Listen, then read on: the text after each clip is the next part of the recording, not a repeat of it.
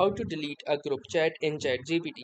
So hey guys, welcome to this tutorial. In this tutorial, I'll guide you through the exact steps on how you can delete a group chat in ChatGPT.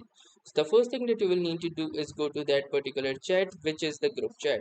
So you can do so by going to the recent option and clicking on to that particular chat, which is indeed a group chat. So if you don't know how to create any group chat, simply click onto these three dots and from here click onto this start group chat option, and your particular chat will be converted into a group chat. Then in order to delete this group chat, you can simply click onto this drop down option, and then from here click onto this delete group option, and you will see this message which says this will delete group chat assistance. You will no longer see the chat history and no one else will be able to join.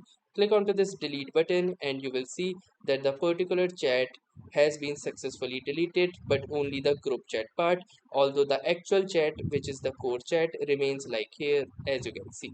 So that was all for this tutorial. Thanks for watching and have a nice day.